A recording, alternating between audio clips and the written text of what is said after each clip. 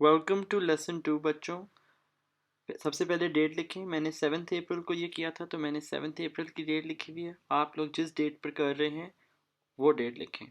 आज का हमारा ऑब्जेक्टिव यानी मकसद है डिफ़ाइन करना सोल्यूशन क्या होती है, और फिर उसके एग्जांपल्स यानी उसकी मिसालें लिस्ट करना। सबसे पहले पेज 86 खोलें अपने बुक का, और अगर आपके पास वॉइस नोट्स पड़े हुए हैं व्हाट्सएप वाले, तो वॉइस नोट 2 से भी आप ये पूरा लेसन कर सकते हैं। लेकिन आज की हेल्पिंग वीडियो में मैं आपको ये लेसन खुद करके दिखाऊंगा ताकि आपको पूरी तरीके से समझ आए कि हमने आज क्या करना है। स्टेप 2 है आंसर करना है इन फॉलोइंग क्वेश्चंस को, जवाब देना है इन क्वेश्चंस का। इन क्वेश्चंस के थ्रू ही हम सोल्यूशन की डेफिनेशन पता लगाएंगे क्या है, और फिर उसके एग्जाम्पल्स लिस्ट करेंगे। Question 1, sugar dissolved in water is an example of. Dissolve का बच्चों मतलब होता है घुलना। वो पूछ रहा है कि sugar dissolved in water is an example of क्या। सबसे पहले देखते हैं कि एलॉय क्या होता है। एलॉय हमने क्लास में नहीं पढ़ा, लेकिन मैं आपको आज सिखा रहा हूं कि एलॉय एक ऐसा मिक्सचर होता है जो मेटल्स का मिक्सचर बना हो। जिस तरह एग्जाम्पल हो गया स्टील। स्टील एक मेटल्स का मिक्सचर है, इसलिए हम उसको एलॉय कहते हैं। तो शुगर डिजॉल्व्ड इन वाटर, क्या इसमें कुछ मेटल है? नहीं, शुगर तो चीनी होती है और वाटर तो पानी होता है। मतलब कि एलॉय जो चीज़ है वो ये नहीं है, क्योंकि alloy is a mixture of metals.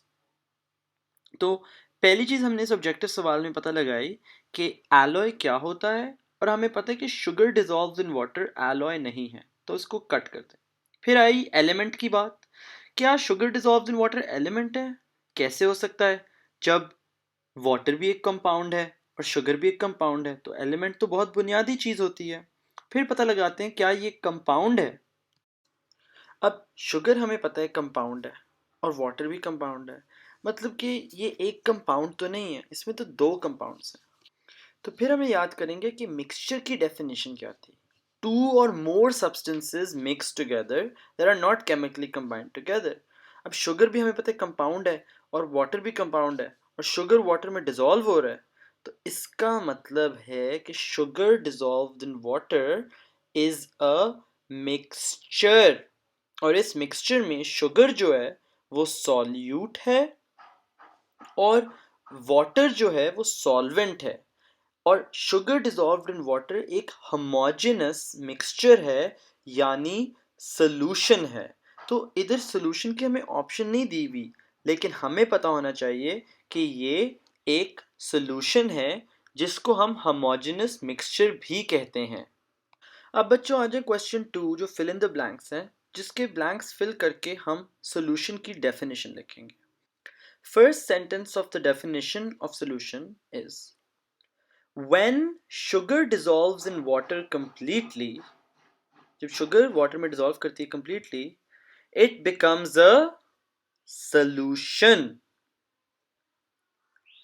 A solution is a homogeneous mixture of two or more substances in which the particles are evenly distributed.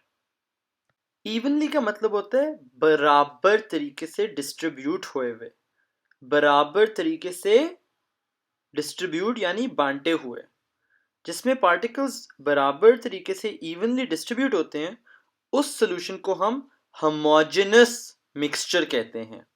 होमो मानी इवन बराबर, हेट्रो मानी ऑड ना बराबर, इसलिए a solution is a homogeneous mixture of two or more substances in which the particles are evenly distributed. तीसरा sentence है definition का, the substance that is present in greater amount, greater मानी ज्यादा amount, greater amount in the solution is called solvent. The substance that is present in greater amount यानी ज्यादा amount in the solution is called solvent. और usually ये solvent जो होता है ये लिक्विड का बना होता है। आखिरी सेंटेंस है डेफिनेशन का, that the substance that is present in less amount, less मानी कम amount in the solution, is called a solute. So The components of a solution are usually a solid solute which is present in less amount, come amount में, mixed into या dissolved into a liquid solvent जैसे कि पानी हो गया, which is present in greater amount. Solid solute plus liquid solvent is equal to a solution which is a homogeneous mixture, जिसमें हमें पता नहीं चलता कि solute किधर है और solvent किधर है, और ये दोनों चीज़ें बस इकट्ठी ही होती हैं. सी में आप लिखें solvent, ग्रेटर का अमाउंट में जो सब्सटेंस होती है वो सॉल्वेंट होती है, और लेस अमाउंट में जो सब्सटेंस होती है सोल्यूशन में उसको हम कहते हैं सॉल्यूट.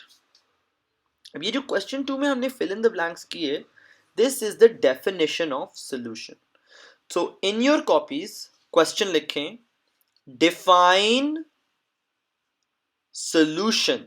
डिफाइन का मतलब तारीफ देना, डेफिनेशन देना. डिफाइन सोल्यूशन का क्वेश्चन लिखें और इसका आंसर है ये 4 सेंटेंसेस जो हमने ए बी सी डी करके लिखे हैं. तो अपनी कॉपी में आपने ये सेंटेंसेस लिखने हैं. अब इनके दो तरीके हैं. अगर आपको define solution as a short question आए तो आपने सिर्फ ए और बी सेंटेंसेस लिखने हैं. When sugar dissolves in water completely it becomes a solution. A solution is a homogeneous mixture of two or more substances in which the particles are evenly distributed. Full stop. Short question का answer खत्म. लेकिन अगर यही question define solution as a long question आता, यही question define solution जो है अगर एज अ लॉन्ग क्वेश्चन आता तो आप ए बी सी डी चारों सेंटेंसेस लिखते. When sugar dissolves in water completely, it becomes a solution. A solution is a homogeneous mixture of two or more substances in which the particles are evenly distributed. The substance that is present in greater amount in the solution is called solvent. The substance that is present in less amount in the solution is called solute. और यहाँ आपका long question वाला answer खत्म हो जाता.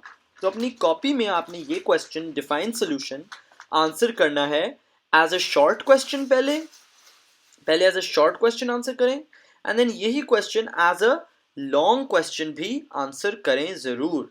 और इन दोनों questions को करके, शॉर्ट और लॉन्ग क्वेश्चंस को करके, आप तस्वीर लें and send it to me on WhatsApp so मैं आपको नंबर दे सकूं इस लेसन के. बच्चों सब कुछ समझ आया? अगर नहीं समझ आया तो आप लोगों ने मुझे मैसेज और कॉल करनी है और इंशाल्लाह मैं आप लोगों को समझा दूंगा. यहाँ हमारा लेसन 2 होता है ख़त्म. थैंक यू सो मच बच्चों. और व्हाट्सएप पर भेजना ना भूलिएगा क्योंकि व्हाट्सएप पे जब मुझे पिक्चर्स मिलेंगी इस काम की तभी मैं आपके नंबर लगा सकता हूँ. Thank you so much and खुदा हाफिज़.